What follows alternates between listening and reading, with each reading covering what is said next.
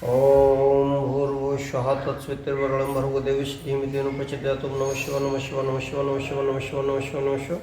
कर्पूरगौरं प्रणोतरं संसारसारं भुजगं सतं सन्तं वाणीशयतं नमामि।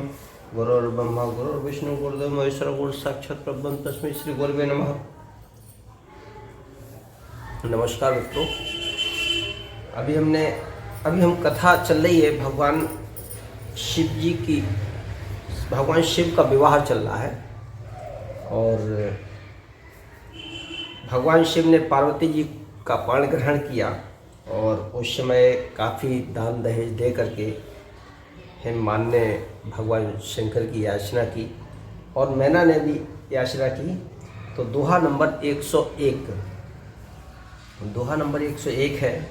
उसमें देखिए पार्वती जी की माता मैना किस तरीके से भगवान शिव से याचना कर रही हैं कि नाथ उमा मम प्राण सम ग्रह किंकरी करे हूँ और क्षम हूँ सकल अपराध अब होए प्रसन्न वर देहु।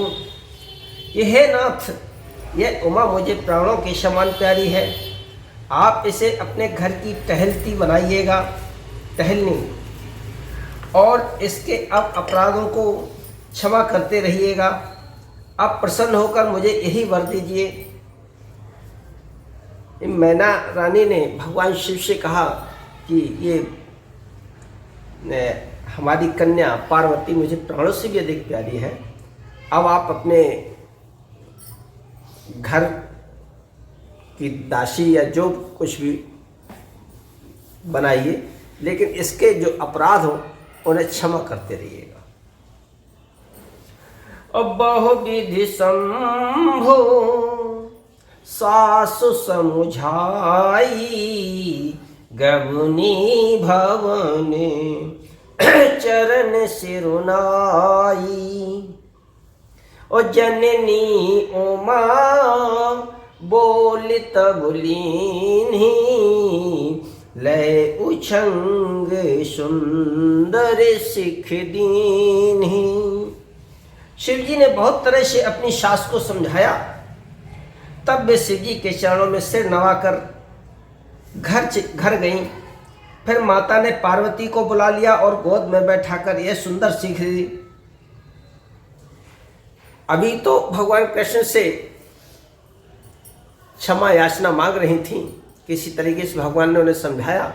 फिर वो घर पे गई तो पार्वती को गोद में बैठाल के क्या शिक्षा दे रही हैं, सुनिए कि करेहु सदा शंकर पद पूजा नारी धर्म पति देव न दूजा।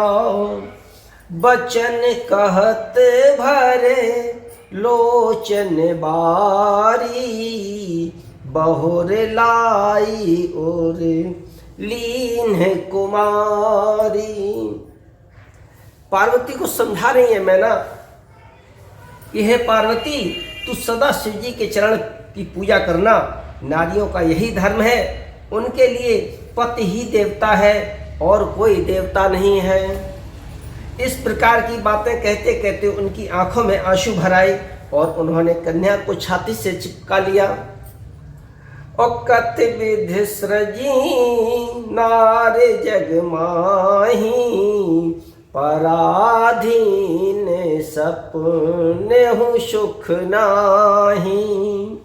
ओ भय अति प्रेम बिकल महतारी धीरज कीन कुशमय विचारी। फिर बोली कि विधाता ने जगत में स्त्रियों को क्यों पैदा किया, पराधीन को सपने में भी सुख नहीं मिलता। यूँ कहती हुई माता प्रेम में अत्यंत विकल हो गई और परंतु कुशमय जानकर, दुख करने का अवसर न जानकर उन्होंने धीरज धरा, यानी हृदय में बहुत अकुलाई। और पोने पोने मिलत परति गह चरेना परम प्रेम कछु जाई न बरेना। सब नारी ने मिले भेटी भवानी, जाय जनने ओरे पुण्य लपटानी। मैया बार बार मिलती हैं और पार्वती के चरणों को पकड़ कर गिर पड़ती हैं। बड़ा ही प्रेम है, कुछ वर्णन नहीं किया जाता। भवानी सब स्त्रियों से मिल बैठकर फिर अपनी माता के हृदय से चिपट जाती हैं। जननी बहुर मिल चली उचित असीम सब काहू दई, फिर बिलोकत मातु तन सब सखी लय शिव पह गई। जाचक सकल संतोष शंकर उमा सहित भवन चले, सब अमर हर से सुमन बरस निशान नव बाजे भले। और इस प्रकार पार्वती जी माता से मिलकर फिर मिलकर चली। सब किसी ने उन्हें योग आशीर्वाद दिए। पार्वती जी फिर कर माता की ओर देखती जाती हैं, यानी मुड़ मुड़ कर। तब सखियां उन्हें शिव जी के पास ले गईं। महादेव जी सब याचकों को संतुष्ट कर पार्वती जी के साथ घर यानी कैलाश को चले। सब देवता प्रसन्न होकर फूलों की वर्षा करने लगे और आकाश में सुंदर नगाड़े बजने लगे। और चले संग हिमवंतु तब पहुँचावन अति है तू, विविधि भांति पर तोष कर विधा कीन वृष के तू। तब हिमवान अत्यंत प्रेम से शिवजी को पहुंचाने के लिए साथ चले। वृषिकेतु यानी शिवजी ने बहुत तरह से उन्हें संतोष कराकर विदा किया। और तुरंत भवन आए गिरिराई, सकल शैल सर लिए बुलाई। ओ आदर दान विनय बहुमाना, सब कर विदा कीन हिमवाना। पर्वतराज हिमाचल तुरंत घर आए और उन्होंने सब पर्वतों को और सरोवरों को बुलाया। हिमवान ने आदर दान विनय और बहुत सम्मान पूर्वक शव की विदाई की। और जब ही शंभु कैलाश ही आए, और सूर्य सब निज निज लोक सिधाए। और जगत मातु पितु शंभु भवानी, तेहि सिंगारो न कहूँ बखानी।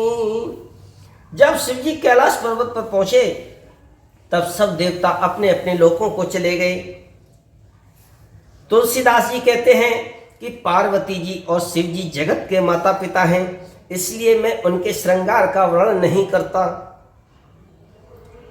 ओ करहि विविधि विधि भोग विलासा, गणन समेत बसहि कैलाशा। हर गिरिजा बिहार नित्य नयौ, एहि विधि विपुल काले चल गयौ। शिव पार्वती विविध प्रकार के भोग विलास करते हुए अपने गणों सहित कैलाश पर रहने लगे। वे नित्य नए विहार करते थे। इस प्रकार बहुत समय बीत गया।